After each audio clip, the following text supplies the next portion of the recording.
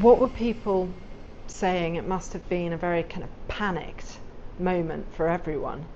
We had like a really kind of sudden alert for the seatbelts to go on, and then as soon as that happened, there was a huge bang, and I remember kind of waking up on the floor and just listening to like people crying. Looking around, you're seeing blood, you're seeing the ceilings falling through and things like that, and yeah, it was pretty alarming.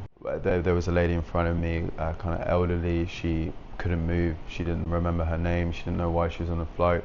And there was a cabin crew member with herself who had her own burns all on her arm because of the boiling water falling because they were about to do breakfast.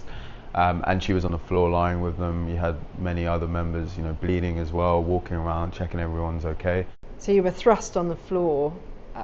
What kind of injuries and physical reaction did you have? Yeah, hit my face. So yeah, I have a bit of a cut on my eye there. I've got a bit of a bump here, just where my head's a bit weird. It looked weirder yesterday. I've got a chipped front tooth, and other than that, I've got quite a big bruising on my neck and my shoulder. It must have been terrifying.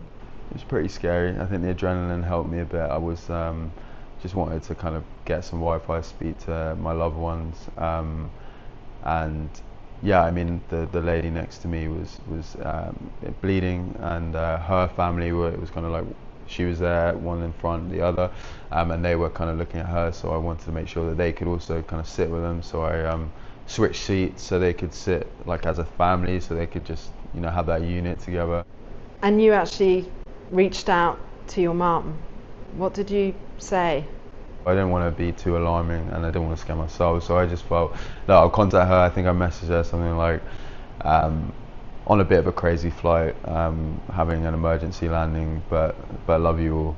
Did you have a seatbelt on? It's feasible I could have had my seatbelt on. It may not have been very tight, but I did end up on the floor, so I could not have had it on as well. It was pretty hard to tell. After that, I suddenly could barely walk, and I started throwing up a lot, and they took me to the hospital, took me here. How do you feel about flying again? Definitely put me off flying. I've still got to finish my holiday, so I won't be completely done with flying, and I got to go home. But after that, I think I'll be maybe going to Paris by train or Amsterdam by train, maybe some short flights, but yeah, definitely no long haul flights for a while.